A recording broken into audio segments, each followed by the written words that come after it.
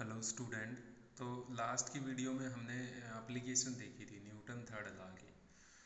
तो अब इस चैप्टर का हम लास्ट टॉपिक देखते हैं, law of conservation of linear momentum. तो अगर आपको लीनियर मोमेंटम नहीं पता तो पहले आप लीनियर मोमेंटम के बारे में जानें। हमने पहले भी एक वीडियो बनाई है लीनियर मोमेंटम के बारे में। लीनियर मोमेंटम किसी भी ऑब्जेक्ट का बेसिकली क्या होता है, उसकी मास को उसकी वेलोसिटी से क्या कर दो, मल्टीप्लाई कर दो। मतलब सिंपली बोला जाए तो M V, mass into velocity. अब देखिए ये क्या कहना चाहता है, कंजर्वेशन ऑफ लीनियर मोमेंटम। ये कहना चाहता है if unbalanced external force acting on A system of body is zero, the net momentum of the system remain conserve.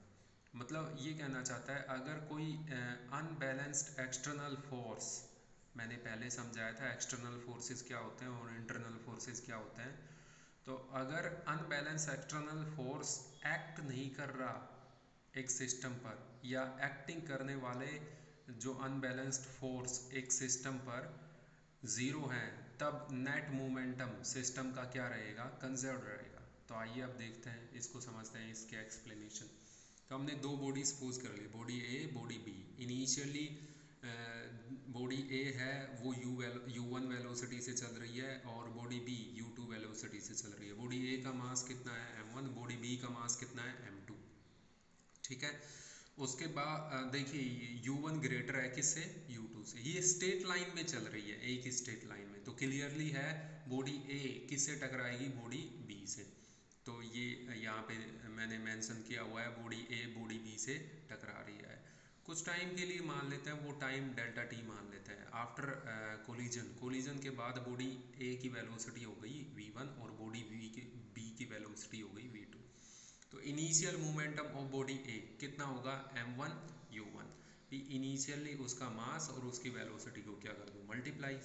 Similarly body B का initial momentum m2 u2, final momentum of body A m1 v1 और final momentum of body B m2 v2।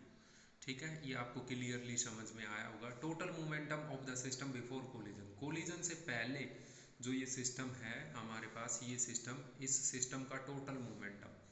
तो ए का momentum कितना है m1 u1, B का momentum m2 u2। तो दोनों को ऐड कर दिया। Total momentum after the collision, collision के बाद टोटल मोमेंटम। तो ए का मोमेंटम कितना है m1 v1, बी का मोमेंटम कितना है m2 v2। ठीक है, तो ये हम दोनों को ऐड कर दिया हमने। ठीक है, तो ये आपको क्लियरली समझ में आ रहा होगा। तो अब मान लेते हैं कि ये जो कोलिजन है, ये कोलिजन कितने टाइम के लिए हुआ है, डेल्टा टी टाइम के लिए। ठीक है, तो फोर्स एक्टिंग ऑन बॉडी ए, आप देख रहे हैं उस कोलिजन के दौरान बॉडी ए पर जो फोर्स लगेगा, बॉडी ए पर बी के थ्रू।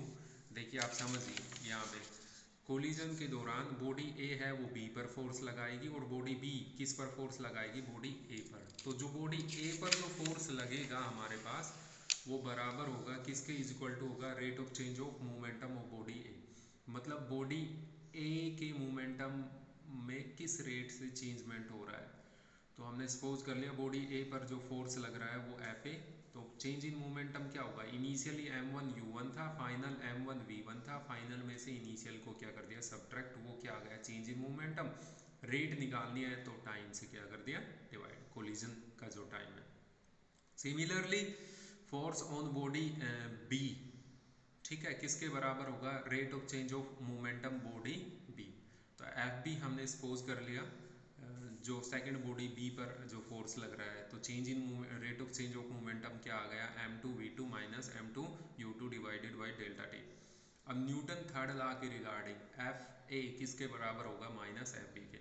क्योंकि न्यूटन थर्ड लॉ के रिगार्डिंग एक्शन और रिएक्शन क्या होती है, इक्वल एंड अपोजिट। ठीक है, तो हमने ये वैल्यू पुट की।